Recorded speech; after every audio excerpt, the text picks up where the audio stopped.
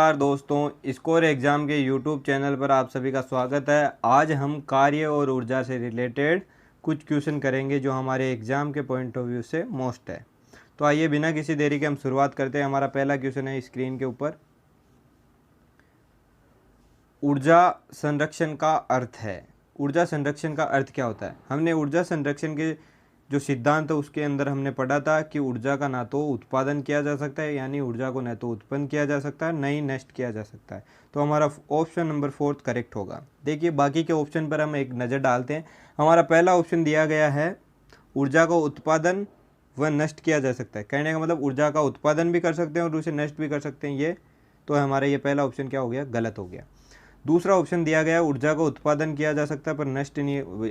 अगर कुछ किसी चीज़ को उत्पन्न कर सकते हैं तो उसे हम नष्ट भी कर सकते हैं, ये भी गलत हो गया। तीसरा दिया गया ऊर्जा का उत्पादन नहीं किया जा सकता पर नष्ट किया जा सकता है, ये भी गलत हो गया। तो हमारा ऑप्शन नंबर कितना? 4 करेक्ट हो गया। ऑप्शन नंबर 4 हमारा करेक्ट हो गया। देखिए ऊर्जा संरक्षण के सिद्धांत। ऊर्जा संरक्षण के सिद्धांत से ऊर्जा संरक्षण के सिद्धांत के अनुसार ऊर्जा का न तो उत्पादन किया जा सकता है और न ही उसका विनाश किया जा सकता है। ऊर्जा केवल एक रूप से दूसरे रूप में परिवर्तित की जा सकती है। जब भी ऊर्जा किसी रूप में लुप्त होती है तो ठीक उतनी ही ऊर्जा अन्य रूपों में प्रकट हो जाती है। अतः विश्व की संपूर्ण ऊर्जा का परिमाण क्या होता है? स्तुत। कहने का मतलब ये है कि अगर ऊर्जा का ना तो हम उत्पादन कर सकते हैं, मतलब ऊर्जा को ना तो हम उत्पन्न कर सकते हैं, ना ही उसको नष्ट कर सकते हैं। अगर कभी ऊर्जा एक रूप से दूसरे रूप में परिवर्तित होती है या कभी कोई ऊर्जा का किसी एक रूप का लुप्त हो जाती है तो क्या होती है? ठीक उतनी ऊर्जा, जितनी ऊर्जा लुप्त होगी उतनी ऊर्जा क्या होती है? किसी अन्य रूप के अंदर क्या हो जाती है? प्रकट हो जाती है। अतः हम बात करें कि ऊर्जा के बारे में, तो ऊर्जा क्या, जो संपूर्ण हमारा विश्व है, विश्व में जितनी संपूर्ण ऊर्जा है, अभी जितनी ऊर्जा है वो ऊर्जा हमेशा उसका परिणाम वो है हमेशा उतनी की उतनी ही रही। वो एक रूप से दूसरे रूप में परिवर्तित हो सकती है लेकिन उसका विनाश नहीं हो सकता या नई ऊर्जा उत्पन्न नहीं हो सकती। ठीक है। हमारा दूसरा क्वेश्चन है किसी वस्तु में उसकी स्थिति के कारण।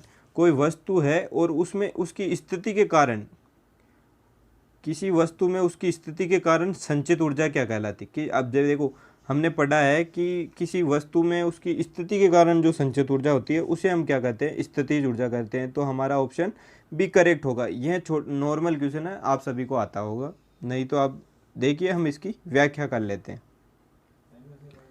देखिए इस प्रकार हम देखते हैं कि ऊर्जा कई रूपों में पाई जाती है। हम जानते हैं कि ऊर्जा बहुत सारे रूपों में पाई जाती है। अगर कोई स्प्रिंग तनी हुई है तो उसमें जो ऊर्जा होगी उसे हम क्या कहते हैं? स्थितिज ऊर्जा कहते हैं। बहते हुए पानी की, कोई पानी बह रहा है, मतलब कोई पानी गति कर रहा है तो उसकी ऊर्जा को क्या कहते हैं? हम गतिज ऊर्जा कहते हैं। अब मान लो कोई बारूद है और बारूद में क्या होता है? केमिकल से बना होता है, तो उसमें जो ऊर्जा होगी उसे हम क्या कहेंगे? केमिकल एनर्जी या रासायनिक ऊर्जा। और जो विद्युत है, जो बिजली है, बिजली की धारा में कारण जो ऊर्जा उत्पन्न होती है उसे हम क्या कहते हैं? वैद्युत ऊर्जा कहते हैं। ठीक है। और अगर सूर्य के प्रकाश के कारण जो हमें ऊर्जा मिलती है वो क्या कहती है? प्रकाश ऊर्जा। और सूर्य में जो ऊर्जा होती है वो क्या होती है? किसी न किसी हाई टेम्परेचर के कारण या उच्च ताप के कारण होती है, और उस ताप के कारण उत्पन्न ऊष्मा को हम क्या कहते हैं? ऊष्मा ऊर्जा कहते हैं। ठीक है। हमारे 2 क्वेश्चन कंप्लीट हो गए। नेक्स्ट क्वेश्चन हमारा क्या है?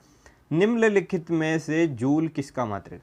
यह एक सिंपल सा क्वेश्चन है लेकिन इसमें भी हम कभी कभी गलती कर देते हैं। इजी क्वेश्चन आते हैं तो हमसे गलती हो जाती है। तो देखिए जूल किसका मात्रक? जूल मात्रक किसका है? कार्य का है या शक्ति का है या संवेग का है या इनमें से किसी का नहीं? तो जैसा कि आप सभी जानते हैं जूल किसका मात्रक है? कार्य का। जूल कार्य का मात्रक है। ऑप्शन नंबर हमारा 1 क्या होगा? करेक्ट होगा। ठीक है। देखिए जूल को जे से लिखते हैं, जूल को हम जे से लिखते हैं। इसका संकेत क्या होता है? जे। अब देखिए अंतर्राष्ट्रीय इकाई प्रणाली के अंतर्गत ऊर्जा या किसी कार्य, ऊर्जा होती है जो अंतर्गत ऊर्जा या कार्य की एक क्या है? व्युत्पन्न इकाई है। मतलब ऊर्जा की बोलो या कार्य की, हम जूल की को क्या बोल सकते हैं? यूनिट बोल सकते हैं या मात्रक बोल सकते हैं। देखिए जूल के बारे में क्या कहा गया है?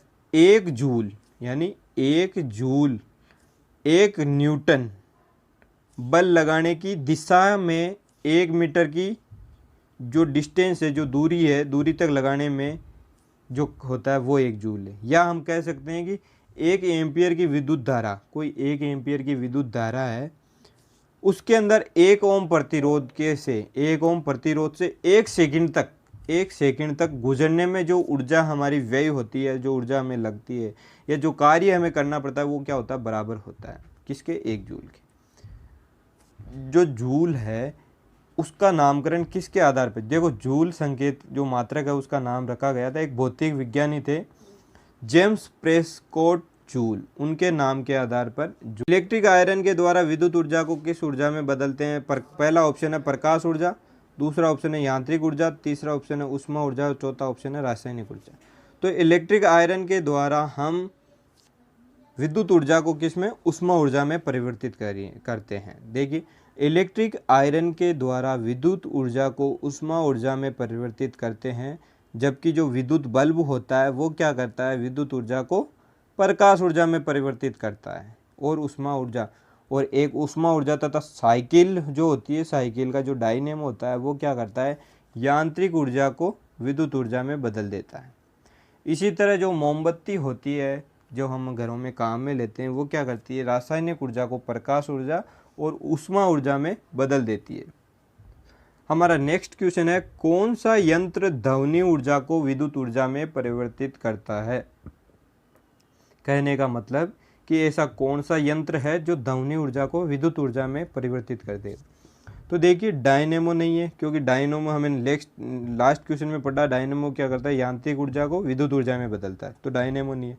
सौर सेल तो बिल्कुल नहीं हो सकता। अब देखिए विस्तारक यंत्र का मतलब क्या होता है, विस्तारक यंत्र का मतलब होता है लाउड स्पीकर, और एक है माइक्रोफोन, ऑप्शन नंबर बी। तो हमारा जो ध्वनि ऊर्जा को विद्युत ऊर्जा में कौन बदलता है, माइक्रोफोन।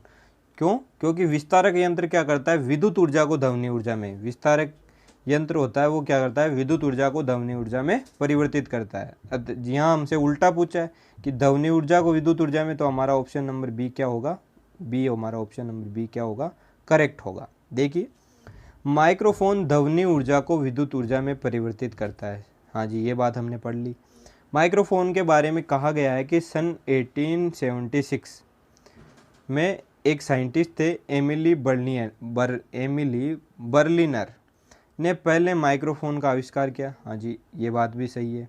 जबकि जो लाउड स्पीकर जिसे हम क्या बोलते हैं, ध्वनि विस्तारक यंत्र, एक विद्युत ध्वनि या एक जो क्या होता है, विद्युत को ध्वनि ऊर्जा में परिवर्तित करता है, ठीक है, जो विद्युत संकेतों को ध्वनि में परिवर्तित करता है, ठीक है।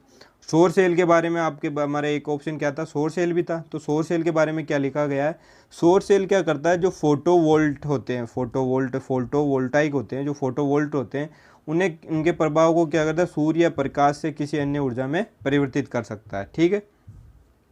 और जो डायनेमो हमारा, देखिए चौथा ऑप्शन क्या था, डायनेमो के बारे में क्या कहा गया है, डायनेमो में घूर्णन करती हुई तारों की कुंडली और चुंबकीय क्षेत्र का उपयोग करके, हाँ ये तो होता है, डायनेमो के अंदर तारों की कुंडली होती है और जो क्या करती है, चुंबकीय क्षेत्र का यूज करते हुए यांत्रिक ऊर्जा को, जो यांत्रिक ऊर्जा जो घूर्णन की ऊर्जा होती है, घूर्णन के कारण उसको क्या करता है, फेराडे के नियम के अनुसार उसको डीसी करंट में या दिष्ट विद्युत धारा में क्या करता है, परिवर्तित कर देता है। अब हमारा नेक्स्ट क्वेश्चन है, एक भार उठाने वाला मान लो कोई कुल्ली है, वो क्या करता है, 100 किलोग्राम भार को, मतलब 100 केजी भार को अपने कंधे पर 1 मिनट तक रखता है। उसके बाद उसके द्वारा किया गया कार्य क्या होगा। देखो यह कोई व्यक्ति है, ठीक है, इसने अपने कंधे पे क्या करा, 100 केजी का भार रख रखा है, ये इसने, है ना, और ये खड़ा है, तो इसके द्वारा किया गया कार्य क्या होगा, किया गया कार्य कितना होगा, 0 होगा, 0 होगा। क्यों, क्योंकि इसके द्वारा विस्थापन क्या है, इसके द्वारा जो विस्थापन है, इसके द्वारा विस्थापित हुआ है, ये एक जगह ही खड़ा है, ये न तो चलन है, हाँ इसको वजन लग रहा होगा, लेकिन इसके द्वारा किया गया कार्य हम साइंस की भाषा में क्या मानेंगे, 0 मानेंगे। कैसे कि एक भार उठाने वाला 100 किलोग्राम भार को अपने कंधे पर 1 मिनट तक उठाता है, तो उसके द्वारा किया गया कार्य 0 हो जाता है, क्योंकि उस व्यक्ति के द्वारा विस्थापन क्या है, 0 है, विस्थापन 0 है, ठीक है। अब हमारा नेक्स्ट क्वेश्चन है, पहाड़ों से मैदान में बहते हुए पानी की स्थितिज ऊर्जा पे क्या प्रभाव। देखो पहाड़ों से मैदान की ओर पानी का बहाव है, तो उसमें क्या है, उसकी स्थिति में परिवर्तन हो या ना हो, स्थिति में परिवर्तन हो, उसकी गतिज ऊर्जा में परिवर्तन होगा। तो देखो हमारे एक ऑप्शन दिया है गतिज ऊर्जा में परिवर्तन होगा, ये ठीक है, गतिज ऊर्जा तो उसकी परिवर्तित होगी क्योंकि पहाड़ों से बहेगा तो उसकी गति बदलती रहेगी क्षण में, है ना। और क्या है स्थिति, हाँ देखो स्थिति ऊर्जा कम होगी, ये बात सही है। जब पहाड़ों से मैदान में पानी बहता है तो पानी की स्थितिज ऊर्जा कम हो जाती है और गतिज ऊर्जा में परिवर्तन होता है। हमारा नेक्स्ट क्वेश्चन क्या है, रेडियो में ऊर्जा का रूपांतरण होता है। रेडियो क्या करता है, ऊर्जा को, देखो रेडियो क्या है, विद्युत से चलता है और हमें आवाज़ सुनाई देती है, तो रेडियो क्या करता है, विद्युत से ध्वनि ऊर्जा में परिवर्तन करता है। तो ऑप्शन हमारा फर्स्ट है, ए है, वही क्या होगा, करेक्ट हो जाएगा। बाकी ऑप्शन पढ़ने की जरूरत नहीं, आप पढ़ो तो पढ़ लो एक बार। ध्वनि ऊर्जा से विद्युत ऊर्जा, ना जी, विद्युत ऊर्जा से यांत्रिक ऊर्जा की तो बात ही नहीं होता, तो यांत्रिक ऊर्जा वाले दोनों को ऑप्शन तो वैसे ही कट हो गए। ऑप्शन फर्स्ट और सेकंड में से आना चाहिए। तो रेडियो किससे चलता है, लाइट से, सेल से, या तो लाइट से चलता है या सेल से चलता है, तो वो क्या होती है, विद्युत ऊर्जा होती है। उससे यार हमें सुनाई क्या देती है, ध्वनि देती है, तो वो क्या करता है, विद्युत ऊर्जा से ध्वनि ऊर्जा में रूपांतर होता है। तो हमारा ऑप्शन नंबर फर्स्ट क्या होगा, करेक्ट होगा। रेडियो में ऊर्जा का रूपांतरण विद्युत ऊर्जा से ध्वनि ऊर्जा में होता है, क्योंकि रेडियो को चलाने के लिए विद्युत की आवश्यकता होती है, जो ध्वनि के रूप में बदल जाती है। हाँ जी, ये बात हमने पढ़ ली। तो दोस्तों आज के लिए इतना ही क्वेश्चन। नेक्स्ट वीडियो में हम और साइंस से रिलेटेड क्वेश्चन करेंगे। यूट्यूब स्कोर एग्जाम के यूट्यूब चैनल से जुड़े रहने के लिए आप सभी का धन्यवाद। Thank you.